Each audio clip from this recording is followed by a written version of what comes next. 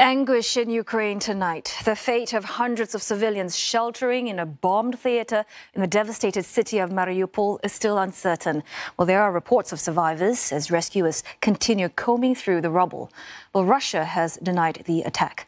Live to our correspondents in Western Ukraine, Poland and Latvia in just a moment. But first, a look at the Russian offensive across the country. The aftermath of that powerful blast at the theater in Mariupol.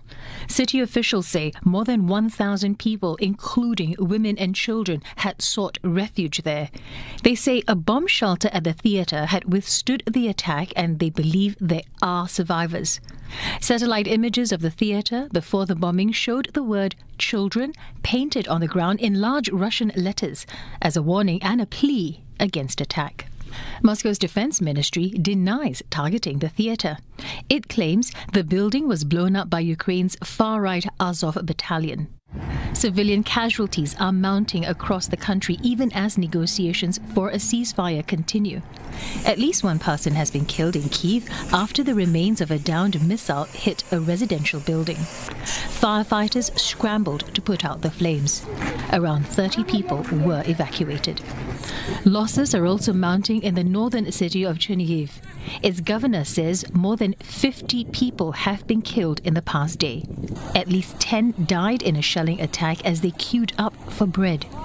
The attacks on civilians have fueled international outrage.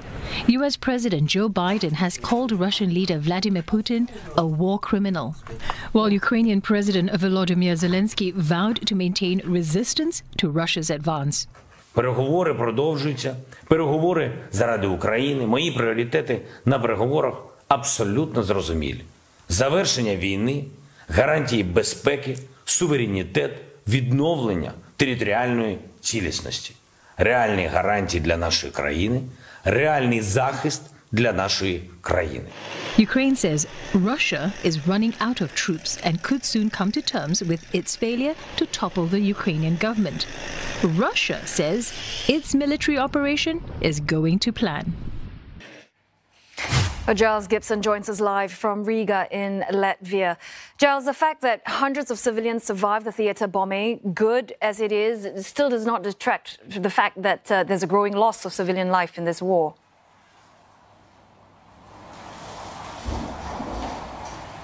Yeah, the fact that officials in Mariupol are saying that the bomb shelter underneath that theatre appears to have survived is obviously giving them some hope that they are going to find some survivors as they start to comb through the rubble of that building. But clearly that attempt to try to warn off a potential attack by spelling out the word children in Russian does not appear to have worked. However, we're hearing from the Russian Foreign Ministry spokesperson, Maria Zakharova, that they are saying that Russia was not involved in this. She has said that it is a lie, this accusation that Russian armed forces bombed this theatre in that southern city.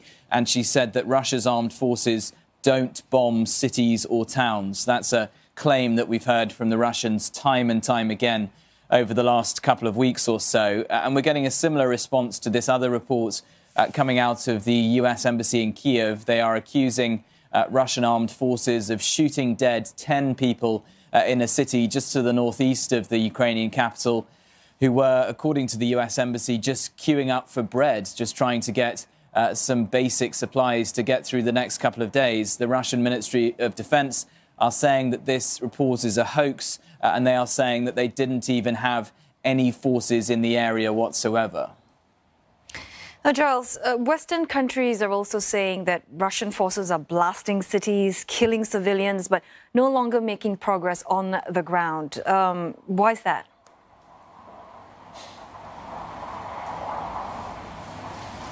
Well, we've heard from the UK intelligence in their latest update about what they are seeing playing out on the ground inside Ukraine, that they believe that the Russian offensive is starting to get bogged down. The main reason they gave for that was that they believe that the Ukrainian defense, the Ukrainian armed forces are very well organized and are also putting up a really stiff, really serious resistance to the Russian offensive. I think we also just have to note that every single day that passes here. You get more military aid from Western allies such as the US and the UK flowing into Ukraine. Of course, on Wednesday, we saw Joe Biden, the US president, reeling off this list of arms that are going to be sent into Ukraine, this latest supply, saying there's going to be 9,000 anti-tank systems, 800 anti-aircraft systems, and 20 million rounds of ammunition being sent to the Ukrainian armed forces. Clearly, though, the one thing that Volodymyr Zelensky really wants, that no-fly zone to be established over the skies over Ukraine, that is not something that the US or NATO are willing to consider so far. Giles Gibson in Latvia, thank you. Ukrainian journalist Andriy Derela joins us live now from Hermanatsky in western Ukraine. Andriy, there are hopes that 9 humanitarian corridors from cities including Mariupol will operate today, but these safe exits, they haven't proved very reliable thus far. How plausible is this? I would say this announcement of today about 9 corridors is actually quite plausible. It is very similar to what happened yesterday. It's almost the same corridors. So we are talking here about 9 one-way corridors, of which 5 corridors are only there to bring supplies into some of the cities. Those are all in the Kyiv region. Plus, there is a corridor announced from Mariupol, again, for private vehicles. So the same kind of corridor as the one that worked yesterday. Also, there is one corridor from Kharkiv and 2 more corridors in the Kyiv region. So these are not very many corridors, and I think if things don't really change, we can hope that these at least will work. However, there is still no news about any corridor into Mariupol, which would bring some relief and supplies for the people that are still stuck in the city. Meantime, Andriy, President Volodymyr Zelensky continues his request for help from NATO countries. His latest bid in the German parliament, he's called on Germany to help destroy what he called a new wall that Russia was erecting in Europe. What does he mean by this? So Zelensky today addressed the German federal parliament, the Bundestag, and so what he was saying is that Germany, together with some of the other European countries, have in fact built this imaginary wall behind which they have put Ukraine and behind which they don't see the struggle that the country is going through, and that the help that has been provided so far is not nearly enough, according to Zelensky. So what he was saying is that because the sanctions are not strong enough and because there is no-fly zone established yet, and that the many German companies are still continuing to trade with Russia, and there is still no trade embargo. All this, according to Volodymyr Zelensky, has become this new wall that now is between Europe, the rest of Europe, and Ukraine. And so at the end of his speech, he referred to the phrase that was said by the U.S. President, then U.S. President Ronald Reagan, to Mikhail Gorbachev of the USSR regarding the Berlin Wall in 1987. So he said at the end, tear down this wall, basically addressing the German authorities, but also by extension the rest of Europe, to provide more help for Ukraine to repel the Russian invasion. All right, Andriy, thank you very much for that. Andriy Derela there speaking to us from Hermanatsky in western Ukraine. Let's go over to Kieran McKillen, joining us live now from Lviv for more. Kieran, the UK military intelligence says that Ukrainian resistance remains staunch. They're well coordinated, despite, relentless Russian offensives. It's been day 22. How are the Ukrainian forces holding up?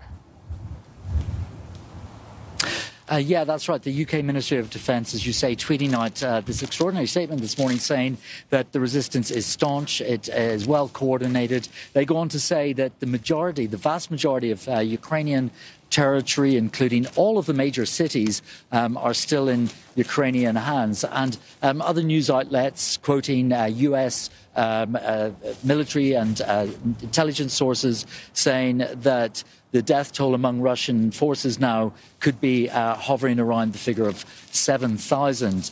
Now, this morning, President Zelensky's office did say that there were continuing airstrikes on the city of Mariupol, of course, where that dreadful incident happened last night.